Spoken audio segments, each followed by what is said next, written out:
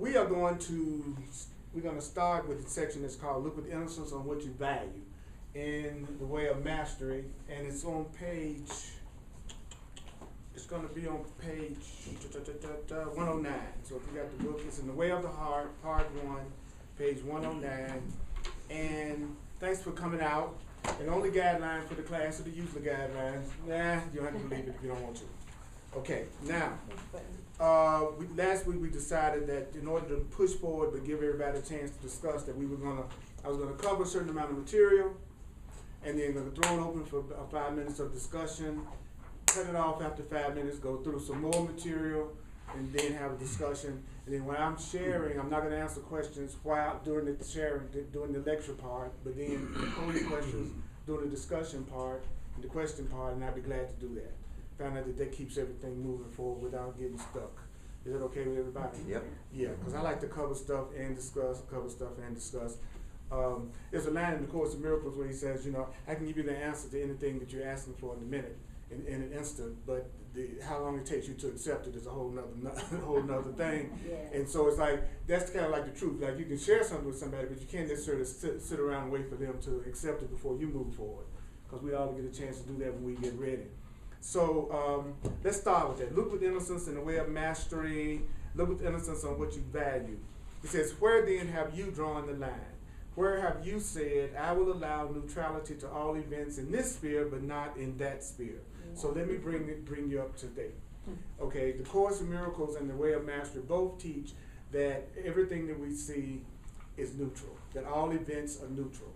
Everything that's happening in our experience is neutral. But we don't have a neutral perception of anything in our experience. So everything that happens, this cup is neutral, but you don't have a neutral reaction to it.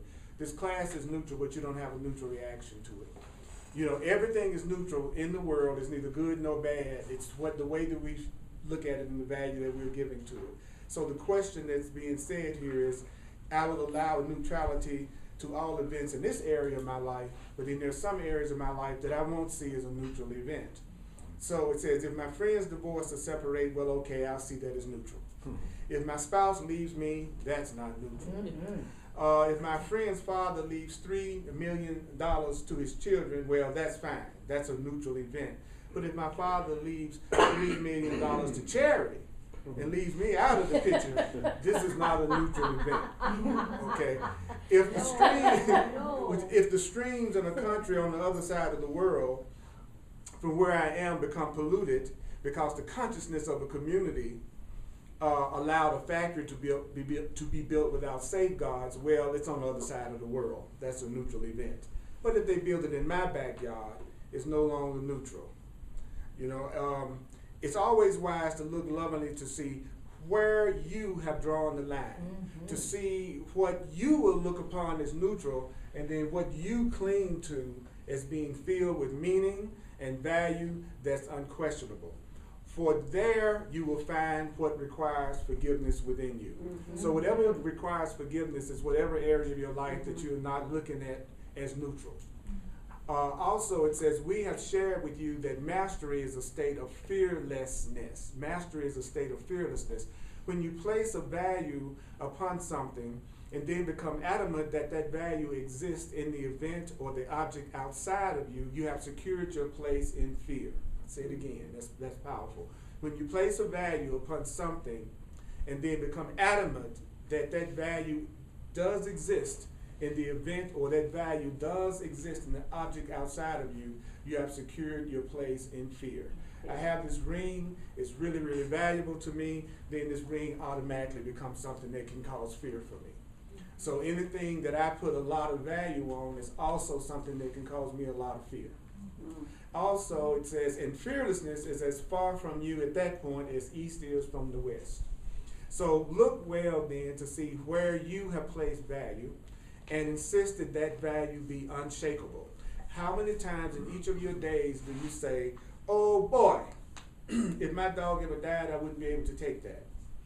That would just be the end of me. Or if the banks collapse, oh God, I wouldn't be able to take that. So then it says, be careful what you decree. Be careful what you decree. Look to see where you are emotionally enmeshed with the value you have placed upon anything or anyone.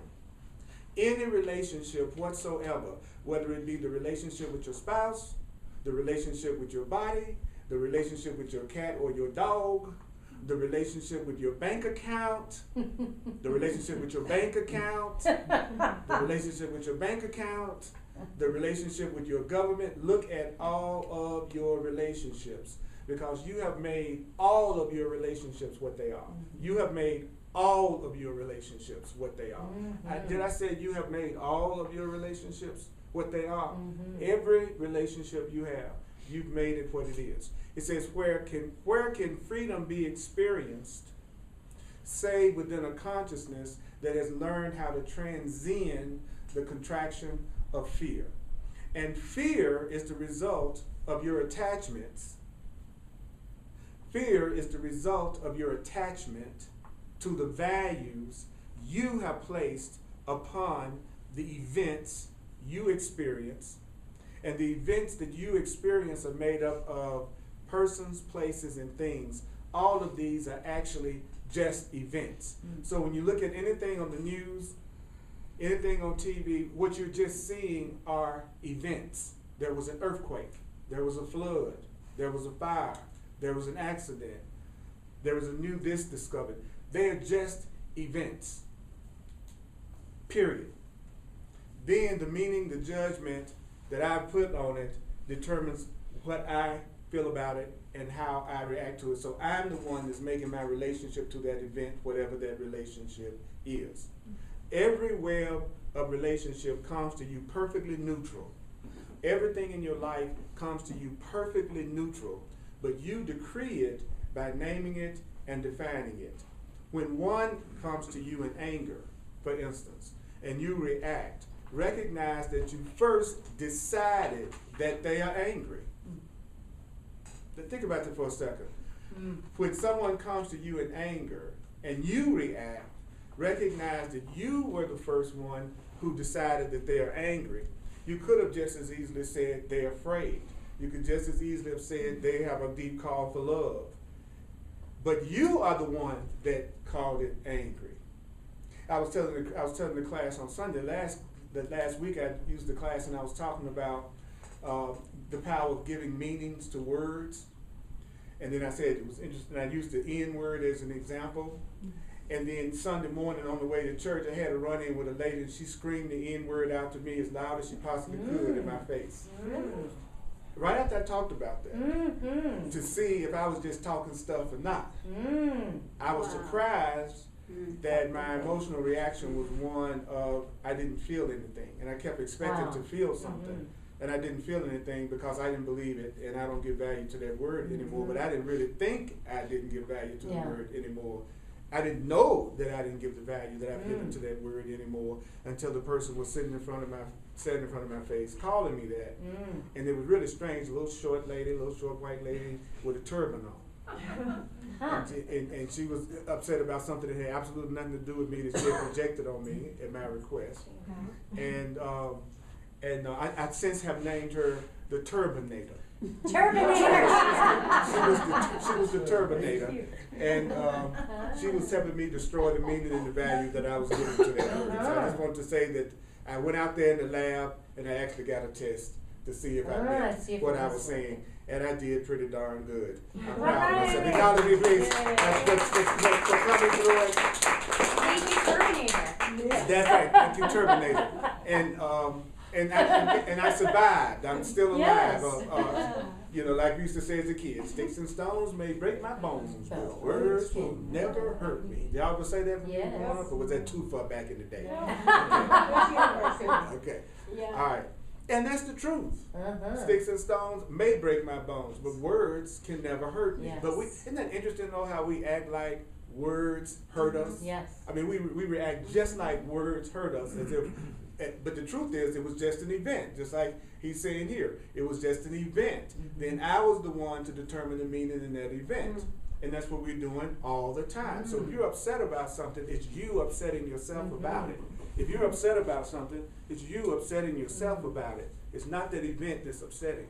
It's you that's upsetting yourself about it. Period. All of them. Yes, but that's okay. We'll get to that in a minute. Okay. When one comes to you in anger and you react, recognize that you first decided that you are angry, and they have brought forth with it all this. You have brought forth with that all the associations you've decided to value concerning what anger means. Yet in that very moment, you hold the power to witness this field of energy circulating through the body and mind and the speech of another. Now check out what he's saying it is. What you're looking at, you calling it, this is a person that's angry at me. The way a master is saying, what's really happening is in that very moment, you hold the power to witness this field of energy circulating through the body and mind and the speech of another. And to see it as a dance of energy instead of anger. You could see it as a mystery arising from some unseen source and web of relationships. You could look at it with curiosity and wonder if you defined it differently. And this is true for everything. So what you really saw that you would call in anger, the way a master is saying, you're looking at a dance of energy. You're looking at a mystery arising from an unseen source and web of relationship. Right, when that lady came at me in anger, I was really looking at a mystery, because the way she was responding was coming from an unseen source and web of relationships, namely her past. She was reacting completely to her past and the relationships she's had in the past and experiences she's had in the past, and then she projected those onto me. To the point that she never heard a word I said the whole time. She only heard what she was telling herself. She absolutely, the entire time, never heard a word that came out of my mouth. It was amazing. It was amazing. So I'm supposed to look at it as an event, and I'm supposed to look at it like that was a dance of energy, a mystery arising from an unknown source, a web of relationships, and I could have looked at her with curiosity and with wonder. Like, wow, that's a strange person. This is really a trip, which I ended up doing, but I just called it a trip. But why, this is really a trip. So we are the one that calls it anger. Truth is saying you could have said what you're looking at is a very mysterious experience coming from unseen sources and causes that you could look at with curiosity and wonder, especially if it's not true.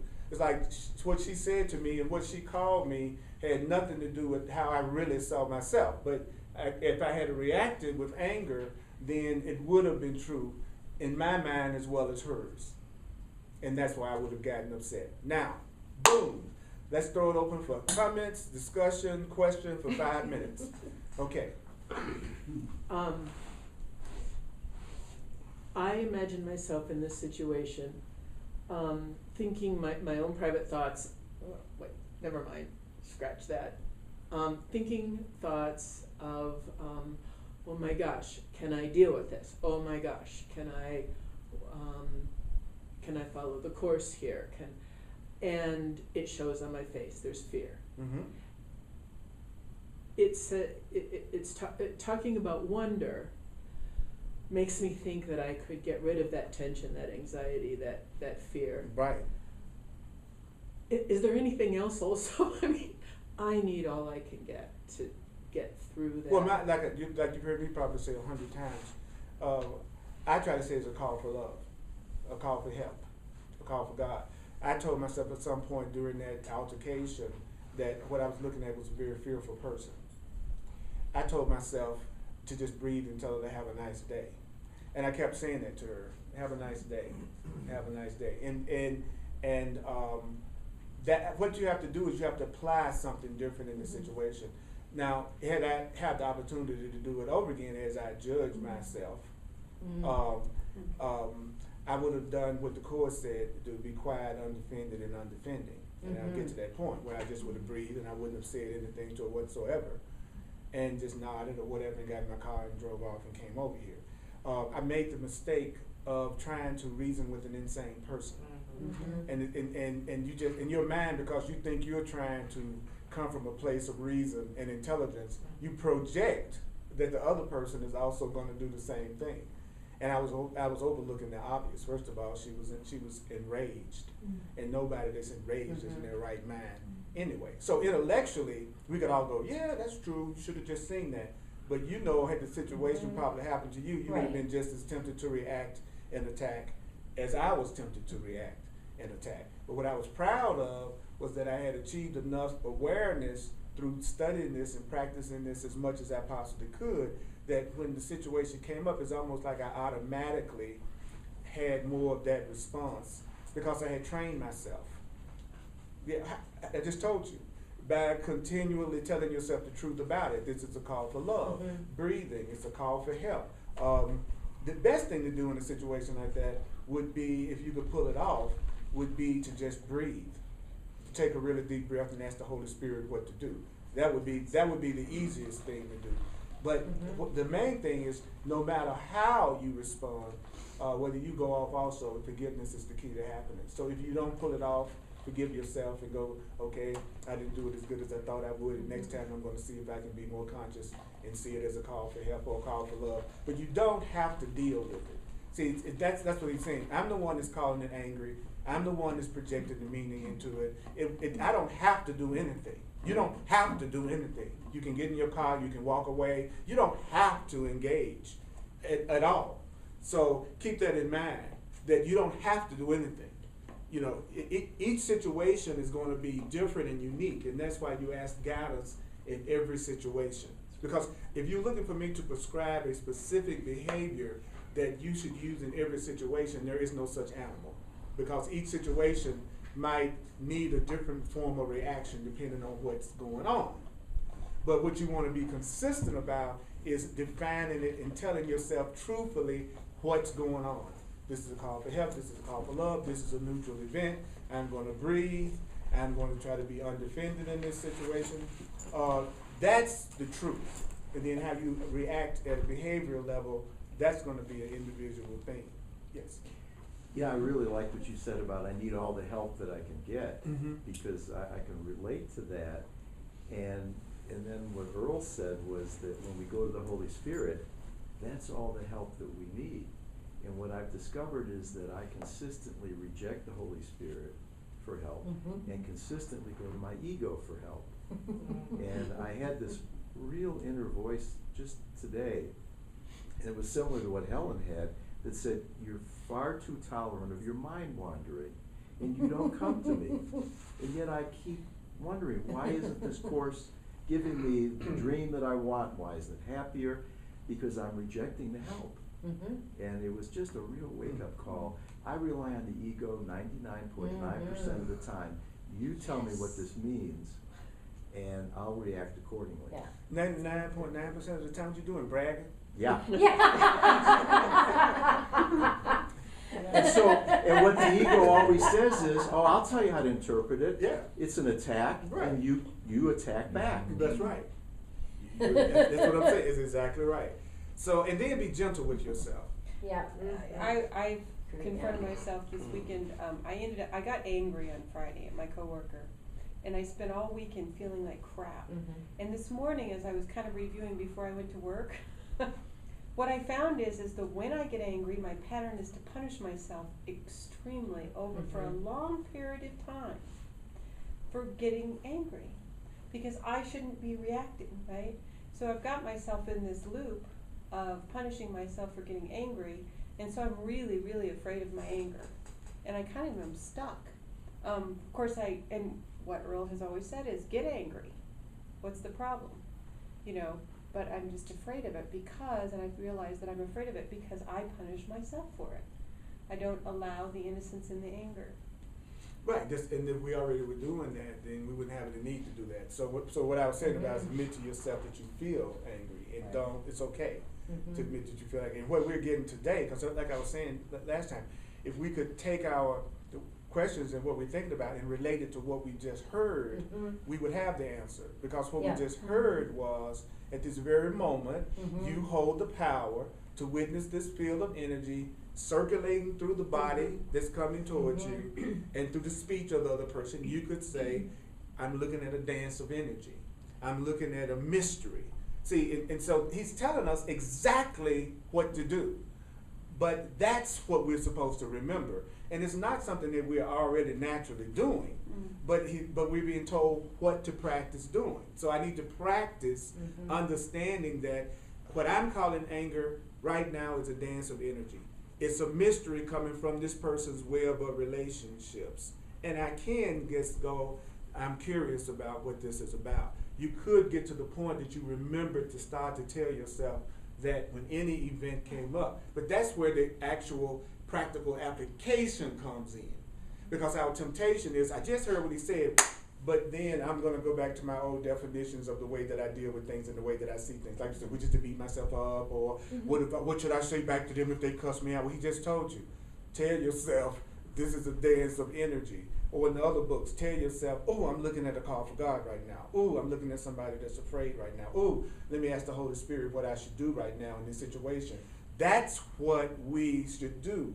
The challenge is, will I remember to do that? So we get the answer. We're getting the answer. But will we remember the answer? And will we let this answer mean more to us than the programming that we're trying to fit the situation into? Yeah. Well, you had your hand up first. So, okay. So I've had a particular situation happen twice in the last couple of days, but 3 times maybe in the last month, where I'm going about my business and I'm feeling peaceful, and then this dance of energy comes into my existence, and I don't react like I used to, which would have been aggressive and with attack and argument.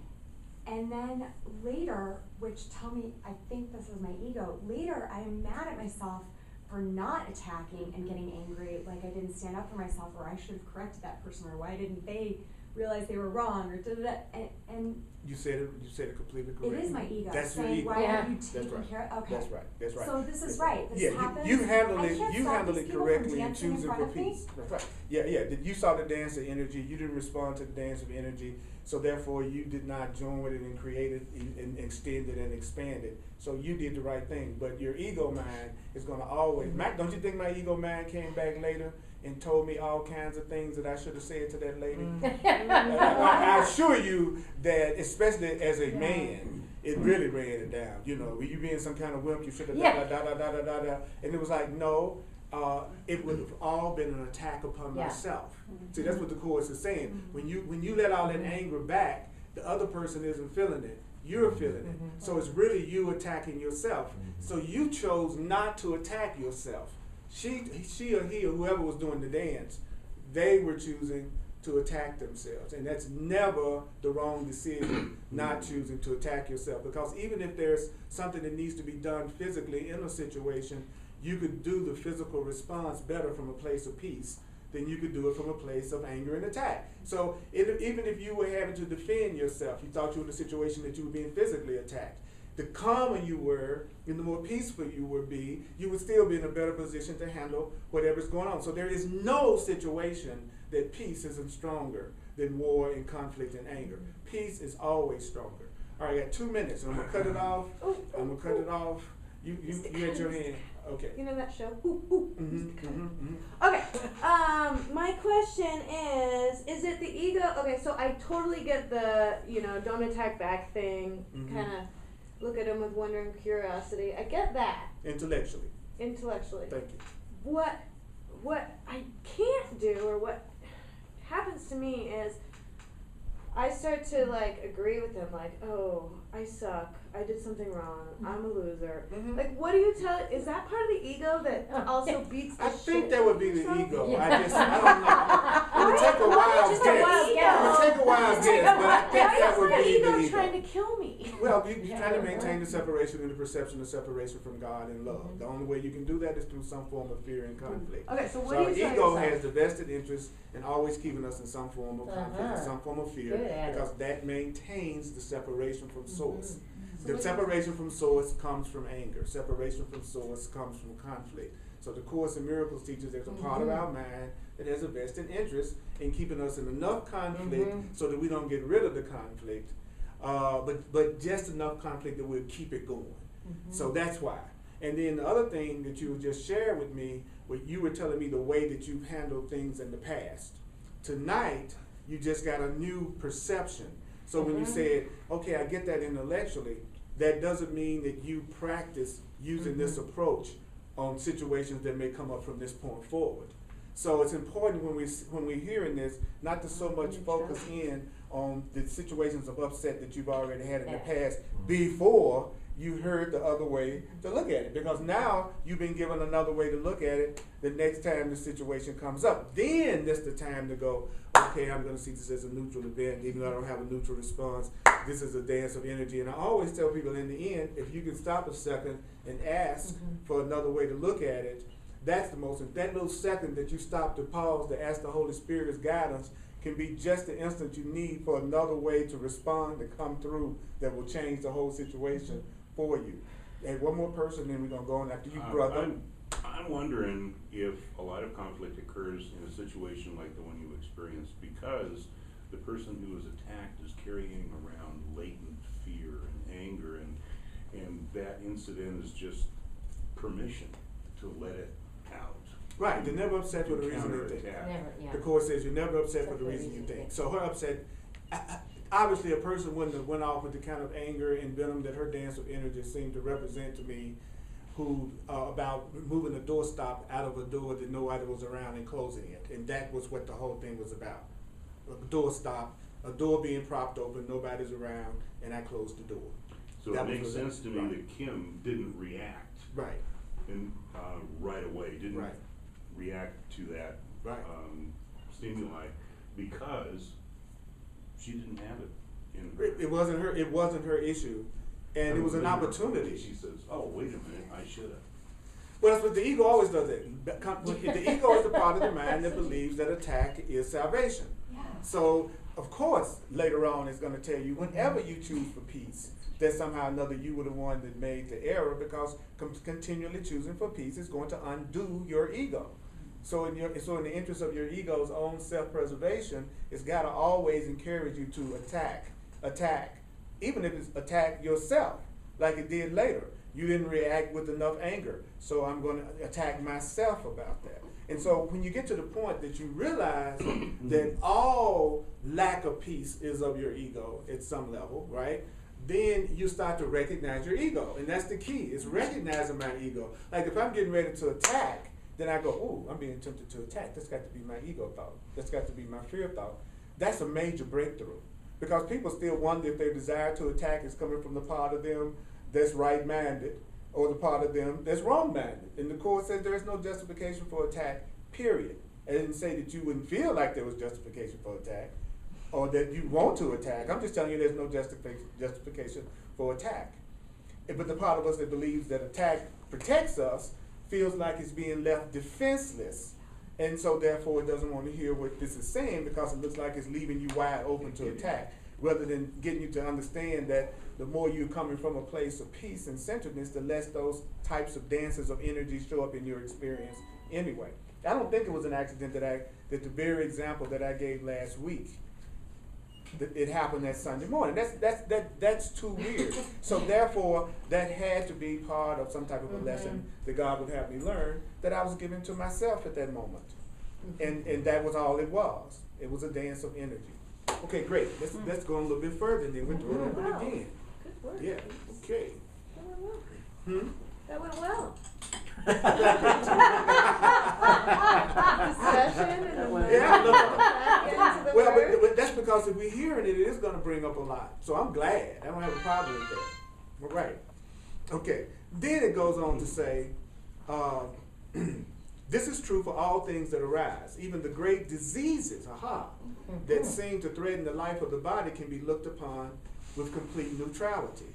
How neutral could you be if you were diagnosed with a disease?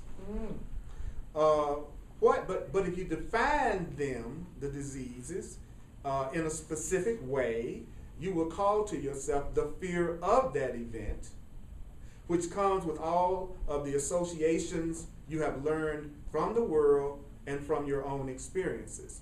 The message of this lesson is simple, but it's very important.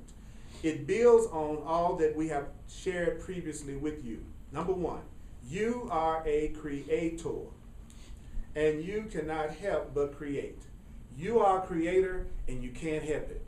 You are creating, the Course says you are creating when you're awake and you're creating when you're asleep.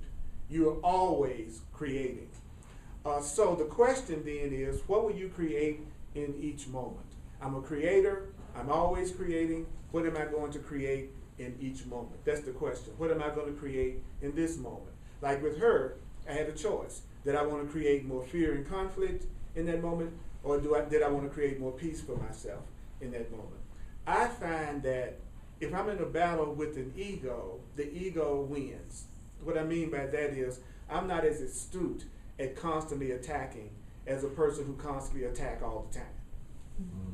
You see what I'm saying? Like if I had a guy in a purely ego confrontational place with her, she does it all the time, obviously. So that would have been just the arena she wanted to have me in. The fact that she escalated when I told her, hey, we got up on the wrong start. Let's start all over again. Let's do this differently, which I literally said. That's when she escalated. Because have you ever had somebody angry at you, and when you did not come back in anger, they just escalated their anger? It seemed to make them even madder, the fact that because the Course in Miracles teaches that the ego is trying to equalize the situation. So rather than coming up to the level of peace that you're trying to come on, then the ego mind tries to bring you down to the level that it's on. So she was in attack mode. She wanted to get me in attack mode. Then that would have made what she was saying right. So it takes a lot of power and strength to stay peaceful. It takes much more power to stay in a peaceful centered place than it does to be reactionary and just go off just like the person is. But your ego says, well, that means you're strong and you're not allowing somebody to take advantage of you. Actually, it means you're completely weak because you're letting the other person define you and determine how you react and how you respond in that situation. So it's not strength at all. But of course, your ego was trying to make you think it was strength because that's the nature of the thought system of separation. So the same thing that it's saying here. Far beyond the great thrill of the magic of creating events or objects in three-dimensional reality are the qualities that you create. So what's more important than the events and objects that you create, what's more important is the quality that you create. Does your life have the quality of peace? Does your life have the quality of unlimitedness? Does your life have the quality of forgiveness, compassion, and wisdom? These are creations too. That's a creation. Forgiveness, compassion, peace, love, joy. That's a creation. But most people are more focused on creating events. I want to make sure that I go to Hawaii. Or much more about creating objects. I got to get me a brand new car. But then I'll wake up in the morning and go, I'm going to create more peace, unlimitedness, forgiveness, compassion, and wisdom for myself today.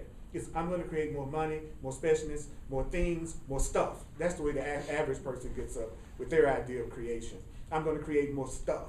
But you also could get up and say, I'm going to be a way for love to be created and extended in this experience. So compassion does not exist floating about in the universe until you manifest it and cultivate it within your own consciousness. Christ consciousness or love consciousness cannot be said to truly exist for you until you create it within yourself. So whatever it is you want to experience in the outer world, you have to create it in yourself first. The Course in Miracles says, be what you want to have. I thought that was great. Be what you want to have. If I want to have more joy in my life, then I need to be joyful. If I want more peace in my life, I need to be peaceful. Many people want what they don't have incorporated within their own consciousness. You ask the average person what kind of person they want to be in a relationship with, and they'll say someone that's rich and conscious and forgiving and compassionate and freedom-loving and exciting and prosperous and they're spiritual. And the question is, would a person like that want you? I mean, all those qualities you just named, would a person like that want you? Could you really see a person with qualities like that going, I want you? Now, you're not exemplifying any of those qualities. You're not really being as compassionate or fun or exciting or intelligent or spiritual. You know what I'm saying? But average people who express themselves in a very mediocre way are always the first people to tell you they want spectacular results in terms of who they want to be attracted to them. Or a person, you say, well, they have lack. And you say, well, okay, kind of think about for a moment, well, what would you like to have as far as abundance or prosperity? Even if you want to do it in terms of, you saw it as prosperity as money, for instance. And they'll say, well, you know, I want to make $2 million a year. Now, this is the person that can't pay their rent. All right?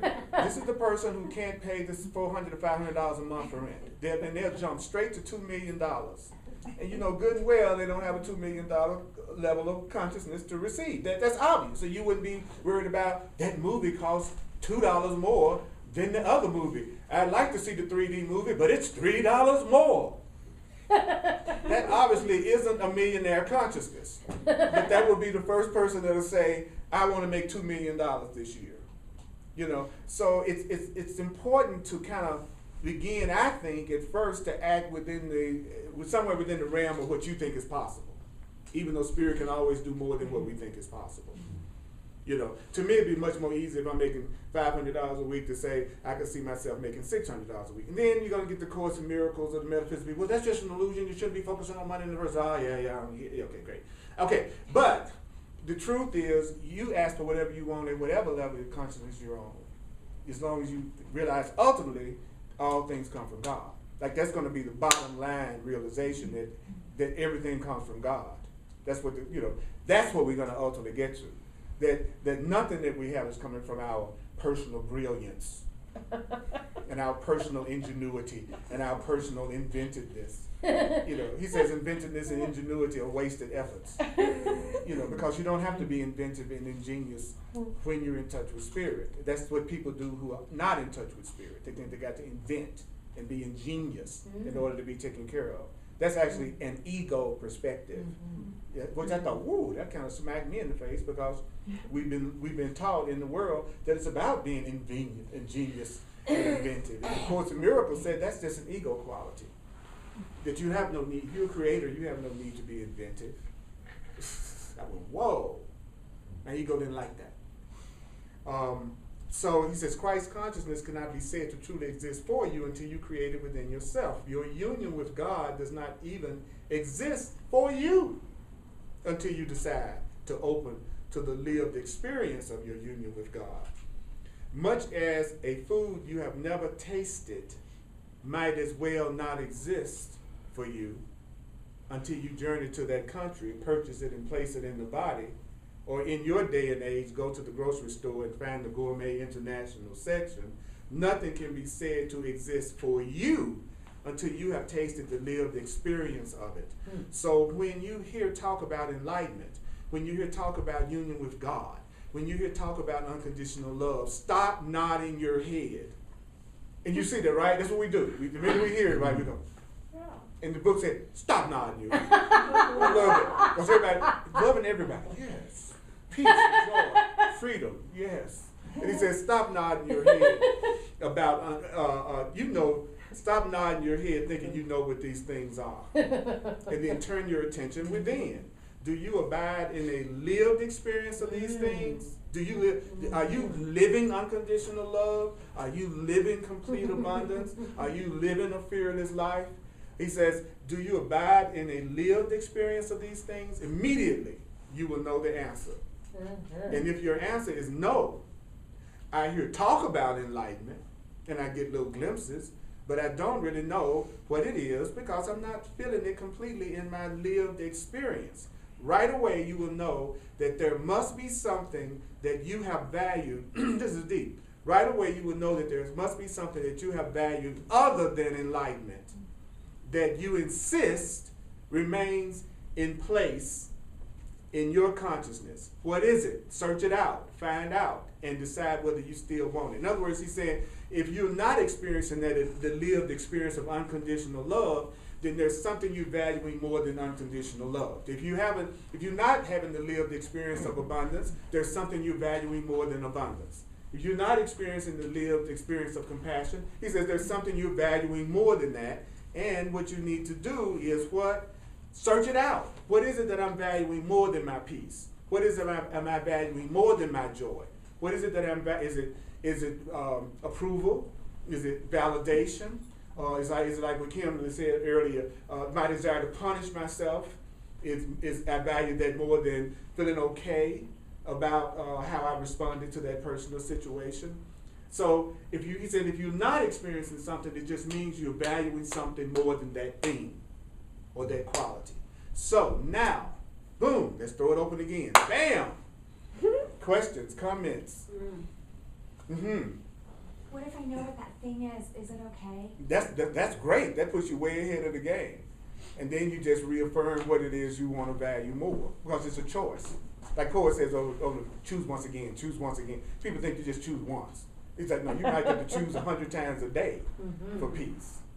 So you're right. You think you know what it is? Yeah. Okay, great. And whatever you wonder what it is, I give everybody a tip. It won't make much sense to you if you've already decided the answer is something else, though. But it's your sense of separation from God. That's the answer. That should be the default answer. What is it that I'm valuing more than my peace? Yeah. Being separate. Yeah. What is it I'm valuing more than my abundance? Being separate. If you just want to get the answer the Spirit is telling you, it's you want to be separate. And then he goes, well, why do I want to be separate? It's like, that's not even the issue. The issue is for you to recognize you want to be separate. So if the answer is my education, then if it's ego and it's a separation thing, then I'm thinking that my education makes me unique, which means I'm an ego, which means that's terrible. No, and you're innocent no matter what. Don't forget, your default setting is innocence. Yeah. And if you lose sight of that, then you won't want to be honest with yourself about your ego.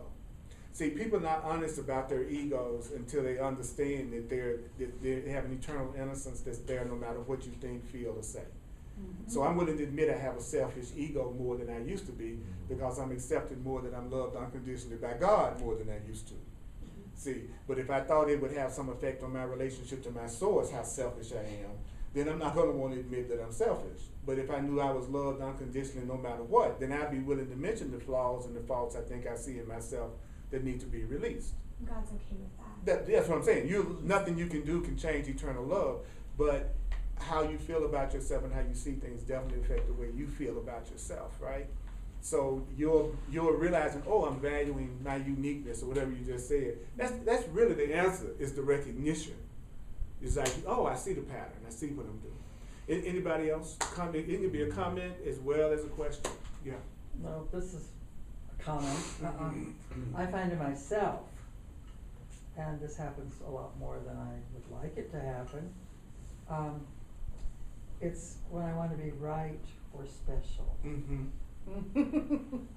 That's when it all gets all mixed up in one way. That old ego just takes over and messes it all up. Yeah. Do I want to win? So that's what I realized. Yeah, with the sometimes confrontation I with the- realize I'm valuing being right or special. That's right. More than what I pretend or that I say I value. Thank you. Yeah. Thank you. Well, I just put it together that, like, I go through phases where I'm doing good, and then I go through roller coaster. And I'm in this phase where I think everybody's judging me. But if people are judging me, that means they're not in oneness. They're in separation from their source. So why should I care about, does that make sense? Why should you, if it's not true, why should you care? Remember what we just heard, it's neutral. Yeah. That what you're really experiencing is a dance of energy. And that- Totally, no. I just put it together though that anybody who's judging, like, okay, when I'm judging other people, I'm focusing on my separatism. But when someone is judging me, they're in their separatism. That's right. So I can be like, tisk, tisk. That's right. Just a quick comment on the issue of value and what do I value. And I value my identity as a body. And for me, any surrendering of my form, space, time, as I'm dreaming it and as I'm experiencing it, would really be a destructive idea to my being alive, to my existence.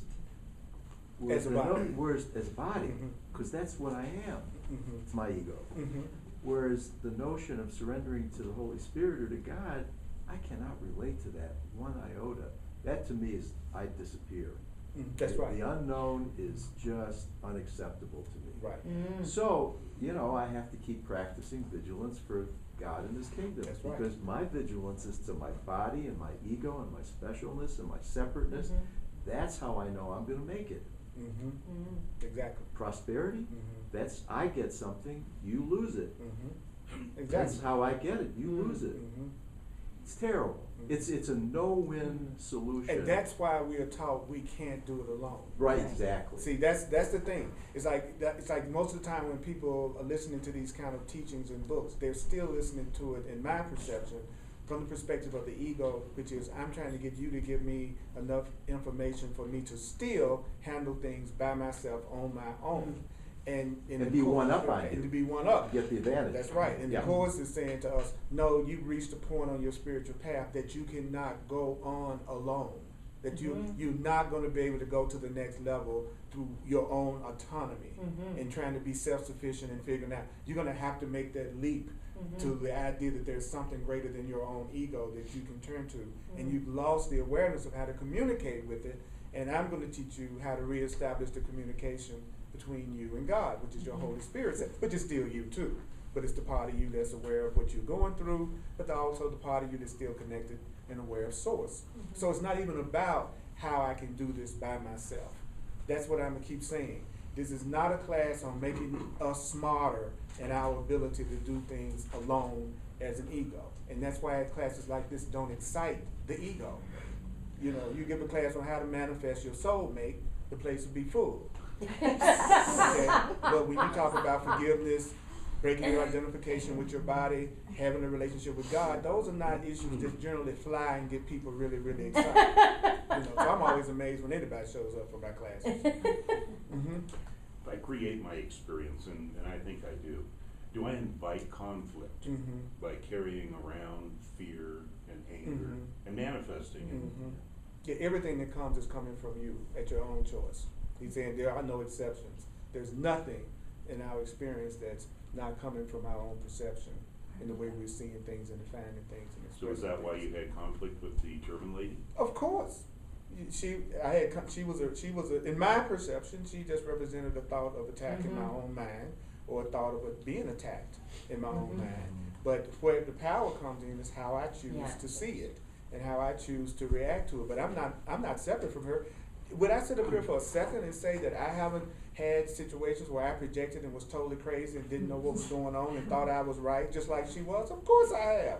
But my ego would love me to say she was exemplifying something that I couldn't relate to, that wouldn't be something that's a part of me. The truth is, I own you, little turbinator. You know what I'm saying? You are a part of my own consciousness. It's just one mind here. I mean, if you want to get the big picture, you know what I'm saying? It's like there's just one mind. There's just, I like this, my favorite saying is, there's just one of us here. And we're pretending like it's a whole lot of us here. But then when you get into those kind of metaphysical, abstract conversations, then they get you away from the fact that when somebody's going off, you should see it as a dance of energy and ask for the Holy Spirit's guidance. So you want to get back to the practical. To me, when you get into all that abstract theoretical stuff that nobody can prove, people love to be in a group talking about that stuff. You know, but with me actually being confronted by my father tonight and me being able to see that as a call for love, see, that's the practical application of the truth that the mind tends to avoid. But it love to talk about past lives and different dimensions, and because none of that's provable, even though I believe that's true. You see what I mean? So the Course says that theoretical issues are just delaying maneuvers to keep you from focusing on the truth, right, that you can do right now. And I see that so clearly. You know, it is. But will I breathe the next time I have a little turbinator show up? Will I not enter into confrontation? Will I see it as a dance of energy? That I can work on, that I can do. But whether or not this is a dream, I can't prove that to you. So to watch the emphasis that your ego will put on abstraction as a way of not actually applying the truth to a situation, you know. I've heard this many times, but today it's more meaningful to me, and that is that these events that come into our life give us an opportunity to heal something within ourselves. Absolutely. And so it's like something to be ultimately perhaps happy about.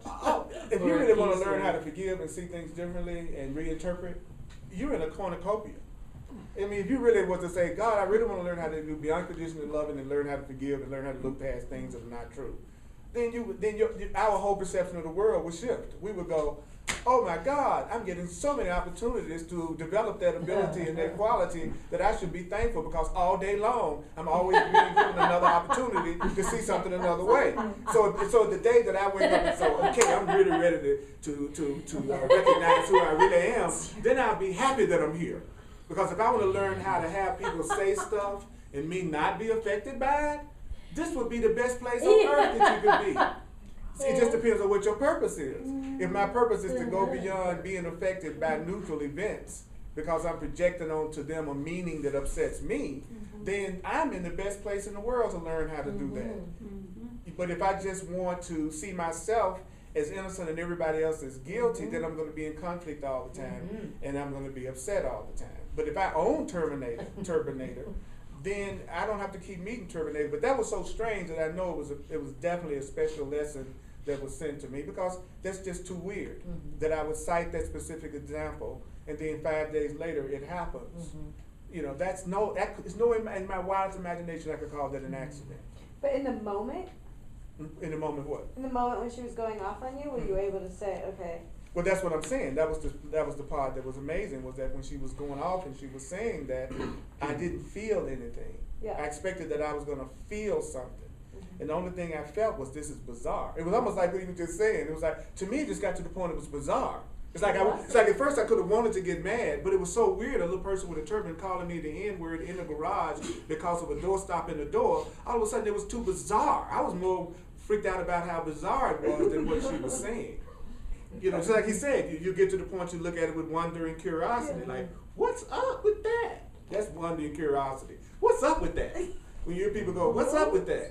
You know, that's a real neutral statement. That's a real cool statement. That's the first workbook lesson. Nothing I see means anything. That's right. However, when I go to my ego, it'll give me the interpretation I'm looking for. This means da-da-da-da. That's right. Yeah. And the interpretation I'm going to use is going to be based on how I want to feel. Yeah. See, that's the other thing. If I want to feel bad, I'm going to give the event an interpretation that makes me mad. I wanted to feel peace. So I gave it an interpretation that made me feel more peaceful, which is, this is the call for God. This is bizarre. You see what I'm saying? It's how you want to feel that's really determining how you're interpreting everything. So that's which is really deep when you really think about that. It's how I want to feel that's determining my reaction. So am I reading my reaction and seeing it how I want to feel, or am I deciding how I want to feel and then doing the reaction? What comes first? Well, you always decide first. Well, And, then you how know, do I change my mind? by telling yourself exactly all the things that we've been saying for the last hour. Yeah, that's right. Really, I'm not trying to be smart. Because that's the question that people ask all the time. Well, what do I do now? So, well, we just been given about 30 different things that we could do. And so the thing is, will I remember to see it as a dance of energy? Will I remember to see it as a neutral event? Will I remember to see it and remember to ask the Holy Spirit's guidance? And It's that's like, giving off like my intention of wanting to be at peace. And by how it's how motivated are you is in the end. Like the Course says, a good teacher is a good motivator. So it's how motivated are you to choose for peace as opposed to conflict? That's the real issue. How much do you want peace? Because that's what's going to determine the outcome, your goal. But it is, what is it that you want? I wanted peace. So I didn't want to jump into the dance of attacking her. Had I not wanted peace, I would have gone in the direction I was being tempted to go in. And there was a certain point that I realized my telling her to have a good day was coming from my ego. Because I knew that telling her over and over, have a good day, at some point I realized it was infuriating her even more. And so I said it more and more and more. You know, have a good day. Have a good day. Because I saw that she was driving her berserk. You know what I'm saying? So at a certain point my ego got into it, even with the have a good day thing. You know, to be absolutely honest. You know, I realized later that I was still kind of matched because it resulted in her still going crazy with angry at me, still thinking she was crazy as I drove away. So it wasn't the most pristine example of applying the truth on every level, but I'm going to give myself credit for any amount of improvement that I possibly do. And that's what you should do. Yeah. You should be grateful for any level of sanity that you handle more than you used to. Yeah, and one last thing. There's nothing we can do. Yeshua is saying, develop your sense of willingness and give it to me, Yeah. And then I'll tell you what to do, how to be, what to say. You get out of the way. And if you can't hear that voice, it's in the book. Yeah. That's the other thing I tell people all the time. If you're not to the point that you can hear that voice, your spiritual practice, whatever your spiritual path is, that is the voice. And it's in a form you have written on a page, too. So you could also go, like I do, like, what would the Course in Miracles or the Way of Mastery say how I should handle this situation? Because everybody's not able to say, Holy Spirit, what should I do? And then they hear the voice. That's not true for everybody at first. But you can go, what did lesson 89 tell me I should do in this situation? Because you got lesson 89 right in front of you. But if you never studied the friggin' book, then you're not going to have the awareness of the alternative perspectives. So most of the time, people want the new perspective without ever learning it or studying. You know what I'm saying? It's like, unless the Course says you don't learn anything without some level of attention and study. And most of us want to get this without any study. It's like, I'm just going to get this. You know, I'm just going to hear you say this in this class and I'm going to get it. And that's why I keep being hard-nosed about that. If you don't have a spiritual practice, then it's going to be hard to pull off what you're hearing in these books. You can't just intellectually say, oh, I heard you say that, and then think you're going to walk out the door and apply it. You're not. You have to, it's like over and over again you have to do it until you realize you don't have to do it. It's like, that's the paradox of it. And that's where he says about patterns. Patterns are lessons that are yet unlearned, and you have to keep practicing so that you learn it, and then the pattern stops. Otherwise, I keep seeing the same mistakes over and over out there. And you don't stop a pattern until you recognize you're the one creating it. Yeah. So as long as you think that, like he says, you make a decision to go through something, but then part of your decision and your plan is to forget you made the decision. Like I was having dinner with a friend of mine Friday, and I ordered a piece of cake, and then I ordered a glass of milk. And I said I wanted the cake heated up. And so they came back, and the cake wasn't heated up, but the milk was. And so I said, so I went, the milk isn't, the milk is heated up, and I wanted the cake heated up. And then she said to me, well, actually, you said you wanted the cake heated up. I mean, the milk heated up, and not the cake. See, I didn't remember that I said that. So what came to me was exactly what I asked for, but I didn't remember asking for it. So I was the one that created the hot milk. And so that's what the Course is saying to us. We make decisions, and then we forget that we made the decision. And then when it shows up, we go, how did this happen to me? And we don't realize you made the choice, but now you're pretending you don't know you made the choice. And so he's saying that we're making decisions that we are not conscious that we're making. Just be with that. You're making decisions that you don't remember making, and that's why that perception is showing up. And so our ego wants to argue with it, but there's no point in arguing with it, because if that's not true, then it's supporting the idea that you're a victim and you have no choices about what you're experiencing in your life. So he's saying there is no compromise, and the Course says we love to friggin' compromise. So we want to believe there are some situations that the truth is true in, and there are situations that it's not true. But the truth won't let us play that game. If you're creating your way of perceiving and feeling, you're doing it in every situation without exception, whether you know it or not. And then people go, ah! And then they go run screaming away from the truth. But I'm sorry. Either you're the creator of your experience and your perception of your experience, or you're not. But we want to go, well, I'm creating some of this, but I'm not creating this over here. And then the truth is saying, sorry, there's nothing that you're perceiving that you're not the one that's making that perception. And that's a healthy split mind. A healthy split mind. Oh, yeah. Well, isn't that where we come from? Yes. Like in the beginning in spirit realm, didn't we make the whole plan already, and we're just living it out and don't remember that we decided that is this? possibly true. I don't know would be the only truly accurate answer that I could give to a question like that. But what is true is you're giving the meaning to every event that's happening in your life right now. Right. That you can really know is true in this moment. Right. So that's what I was saying about abstract. the abstract. Right. You know, that's an abstraction. I'm not saying it's not That's true. correct from the Course in Miracles. Yeah, but but the point that I'm making is what we're trying to do is bring everything down to specifics, where we're actually applying it in our physical something we can apply right now in our day-to-day experience, and that's what the ego doesn't want us to focus on. Which is, I asked for the hot milk. I was getting upset about it, getting ready to project on the person who brought it to me as if they were the one who made the error. And that was the lesson for me, was that I was the one that asked for it, and I didn't remember it. But my friend did. And that's what's so cool about us being on the path together, to me, is that if we trusted each other, we could save each other so much friggin' time, because it's always easier to see somebody else's ego than your own ego. So, but as long as you realize it's your ego too, it's all right to point something out that both of you all are doing. But if I'm gonna say it's your ego but not my ego, then I need to keep my mouth shut. But if I'm saying, oh, you know, my ego, so my ego is just like the little Terminator. I was getting upset, thinking that someone had done something to me that they hadn't. She was upset because she thought I had done something to her that I hadn't. Totally just alike.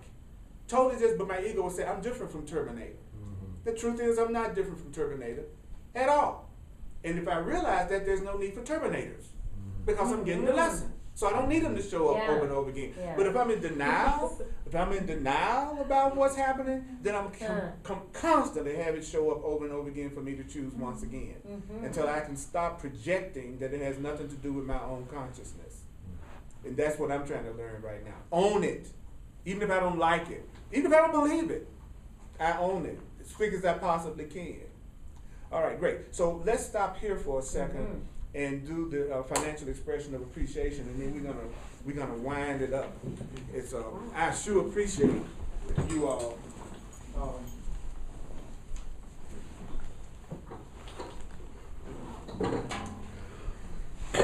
Those of you on the internet who would like to make a financial expression of appreciation, you can just go to my website, earlpurdy.com, and you can do it there. And also, it explains the services I offer, which is clarity sessions, where I do one-on-one sessions to help you bring the truth to whatever situation that you're personally dealing with right now, and maybe help you see it another way. And I'm also available for coaching and mentoring. This is so helpful. Is it helpful to you, what we're doing?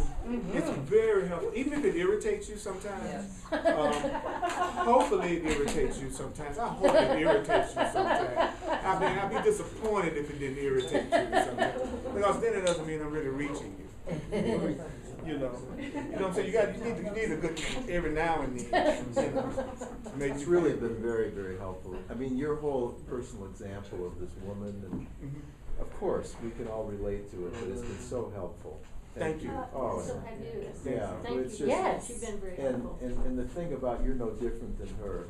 I keep thinking that, you know, I am different from the person who's victimizing me, but we're all one in the Yes. sonship. I'm not this body. I'm not Jerry. And she's not, you know, we're one in the sonship, and I That's don't right. think that way. Right. And I trust you because you say you don't. Oh, See, man. I trust a person quicker who admit they have an ego than anybody I'm around who's always claiming that they love everybody. And they never get upset. You run across so many people on the spiritual path that have said stuff like that to you. Oh, me, I love everybody. Oh no, my ego never comes up about anything. It's just all love. I love everybody. Okay, all righty. Have a nice day. Have a nice day. What about you? I feel more comfortable around people who are willing to admit the errors that they might have in perception, and to tell me that they're working on themselves just like I'm working on myself. Than the people who feel like the answer is to always say you feel a way that you really don't feel because you're being positive. Often I find myself feeling that when I've not handled something correctly, but I realize it, I nevertheless feel that I'm going to be punished for that thing that I did. And so tonight, when you're talking about being responsible for what you think, I realize I'm responsible for that guilt also. It's not, Mhm. it's not another different kind of event. Mhm. It's part of the same thing. Mhm. I love it when you talk dirty.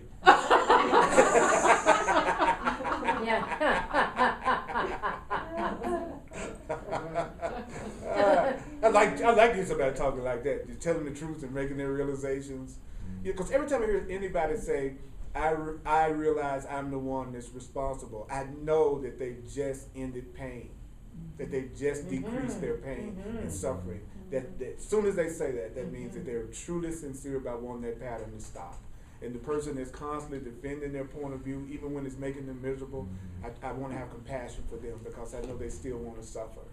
That they still think this, their own suffering is the answer. But they think they're standing up for what's true. Well, I know I'm justified in how mad I am with my daddy for what he did when I was 6 years old. Okay, you still want to suffer from the imaginary result of something that never really happened. That's okay. You're innocent. But then our job is to remember the truth for the person until they can see it and remember it for themselves. I remember she's innocent, that she's powerful, and that she's not a victim until she can remember that. You know, that's what saviors do for each other. They remember the truth for each other. That's what a savior does. You know, I don't buy into your story. I'm your savior. I don't think you are your story. I'm your savior.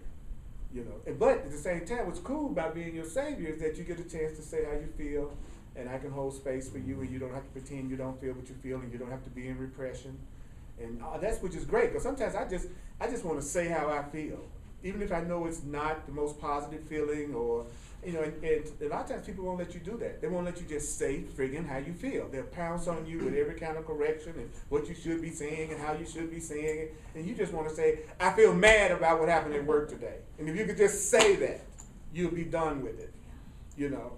And so you want people to hold space for you and realize you're more than what you're saying, how you feel right now. So let's cover a little bit more of this because it's almost time to go. Oh, you already passed. Did I pass it around? Oh, we did. Did I? I don't mind passing around again. Oh, that's right, we did. I forgot. Okay, that's why I don't mind. See, listen, I forgot. You insist. You insist. I do. She wants to pay again. See? All right. I'm glad I mentioned that. I love you. I give you your kickback later. That's right.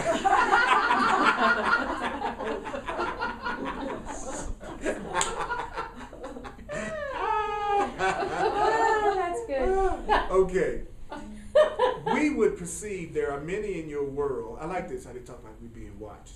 We would perceive there are many in your world that like to walk around as if they are in a state of peace with smiles upon their faces. You see him? Perhaps they carry the Holy Bible in their hand, or the Course in Miracles, or the Way of Mastery, or some other such text. They wear some religious icon upon their body.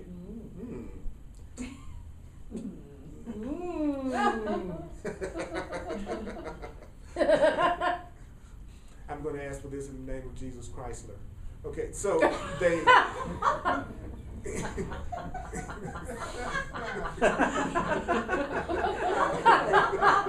That's my name. I'm Jesus Chrysler. Found out who I really am. I met a guy 2 weeks ago, and great guy. I met him at a memorial service for a friend of mine who had made this transition. And he said, you know, my name is Jesus Chrysler, and I just died. I thought that was perfect. That was perfect. He says they wear some religious icon upon their body so as to create the appearance of one who is at peace. But inwardly, they are not at peace. When they turn on their television and they watch how the logger has felled yet another tree, inwardly they respond by calling that one ignorant, stupid, or limited, cutting down trees, not taking care of the environment. In that moment, they have spoken to the universe the truth that they are choosing to live. I am not one who wants to know what peace is. I am not one interested in forgiveness. I am not one interested in wisdom. I'm interested in judgment and the high that I feel in my body through the act of judging another as being less than myself. So my getting upset with the logger cutting down the tree, the way a master is saying, the truth is, at that point that you're upset with them, You're the one who doesn't want to know what peace is. You're the one that's not interested in forgiveness, and you're the one that's not interested in wisdom, and you're the one that's interested in judgment and the high that you feel in your body from judging yourself as being better than the person that looks like they're destroying the environment. In short, it is time to give up the pretense. It is time to begin viewing yourself from the perspective of an absolute ceaseless creator. Begin looking at exactly what you are creating in each moment of your experience. Bring the quality of childlike innocence to what you actually see the instruction. I mean, we're getting very definite instruction. Begin by what? Looking at exactly what you are creating in each moment of your experience. And people say, what is that? It's what you're experiencing. In case you're wondering what that is. What you're creating in each moment is what you're experiencing in each moment.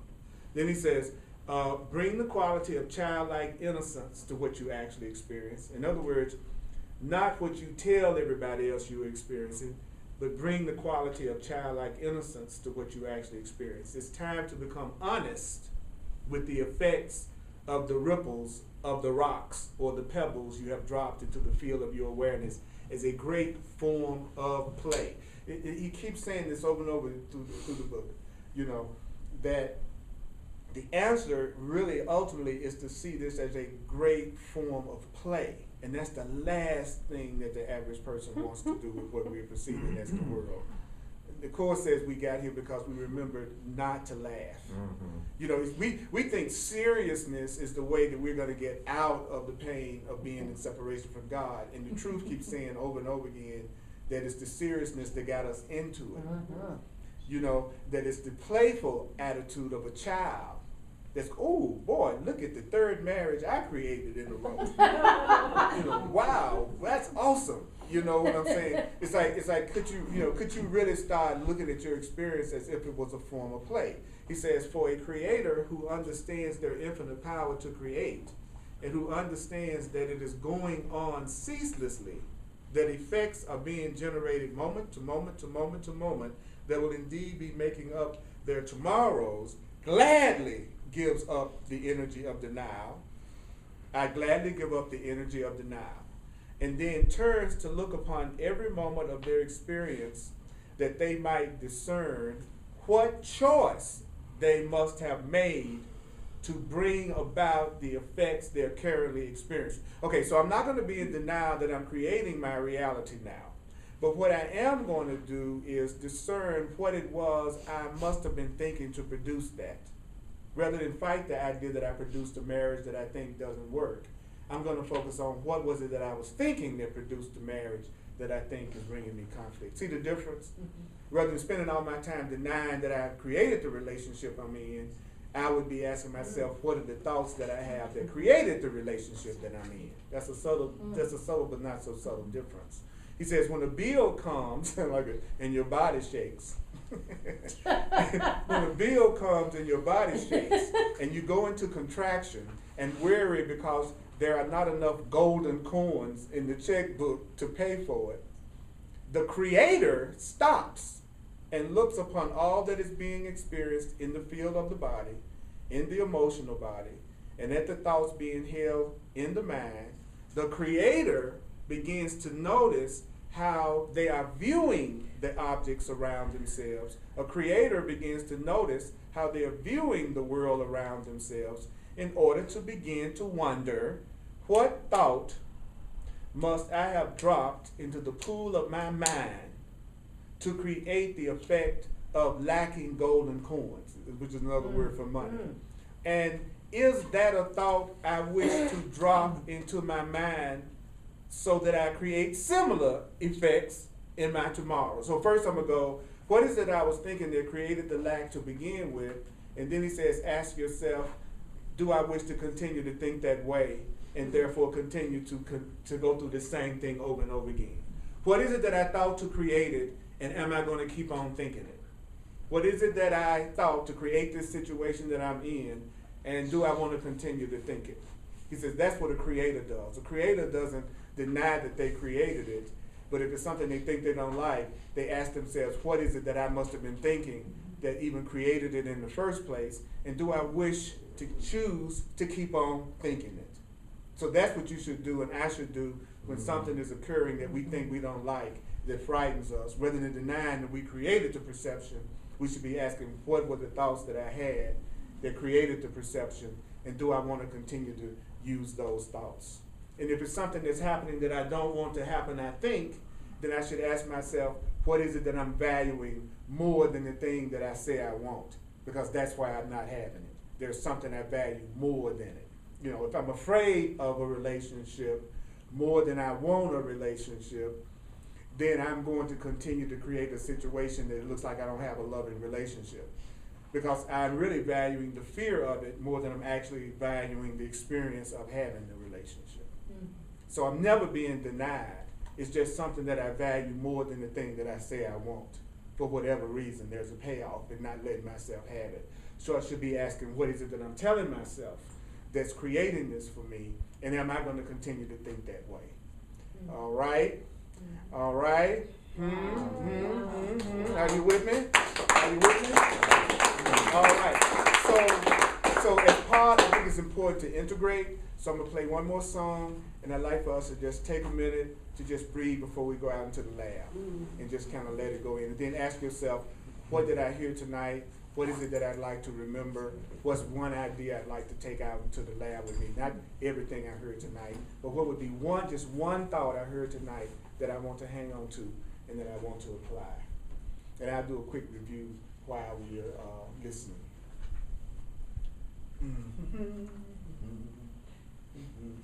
What page were you just reading from? Who can tell? Because I was looking at my 106 or 1. Which lesson is that? I already got it.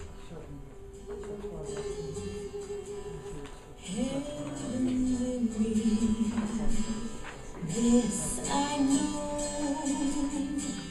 for God's teachings tell me so. What thought am I having that's creating the experience that I have right now? What thoughts am I having that are creating the experience that I have right now? And do I want to keep those thoughts? Do I want to choose to live those thoughts? Every event is neutral. Every event is just an event. But the value that you put on it determines how you feel about it. So ask yourself, what do I want to create in each moment? And what was it that I must have been thinking to create the situation that I'm in right now? What is it that I must be thinking that's creating the perception of my life that I have right now? Because even if you can't really grasp that idea that you are the creator of your entire experience, then just drop it down a notch and say, I'm creating my perception of my experience. I am the one that's creating my perception of every single thing I'm experiencing. So only my perception can be wrong. Only perception can be wrong. It's only my perception that's determining how I feel. It's only my perception that's determining how I feel. It's only my perception that's determining how I feel. And whatever is happening in my life right now, what were the thoughts that I have? What are the thoughts that I have that's creating that experience? And do I want to continue to think that thought? And if there's something that I say I want to experience, but I'm not experiencing it, what is it that I'm valuing more than the experience that I say I want to experience? There must be something I'm valuing more than the experience of joy if I'm having pain. And I need to ask myself, what is it? What is it? Sweet spirit. It's a sweet spirit. I can feel that sweet spirit that's in this room with us tonight. Woo! And I know that it's the spirit of the Lord.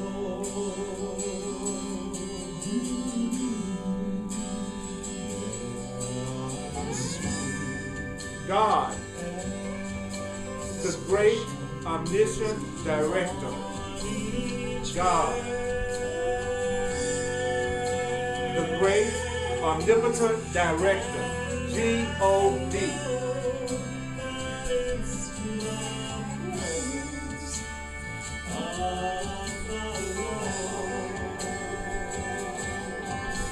Woo! Yes!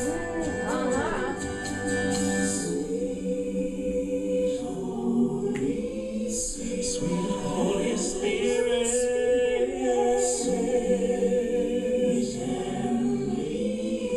Reverend Yolanda. Do it, Reverend Yolanda.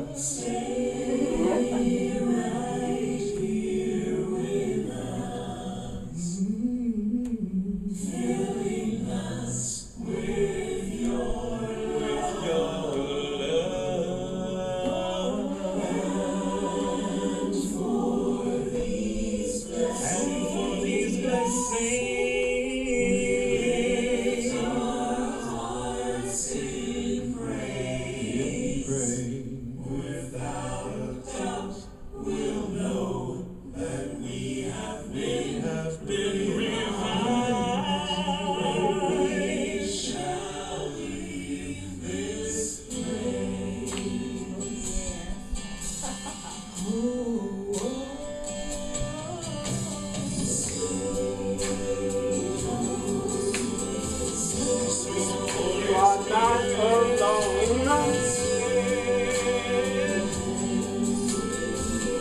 Just ask the Holy Spirit for another way to look at it. You're loved unconditionally. You're eternally innocent, no matter what you may think, no matter what you may believe about yourself.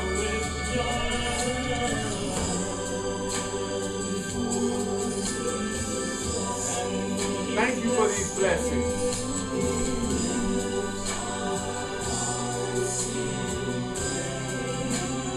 I'm so grateful to all of you in this room.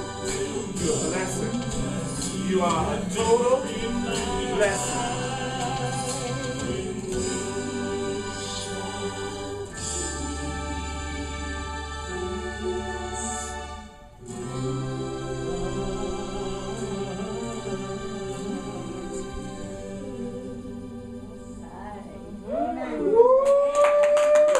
Isn't that cool? Yes. I love y'all. Thanks for coming out, Holy Spirit. Sunday, the next class. Hope to see the Course in Miracles. I love you. Thanks for coming.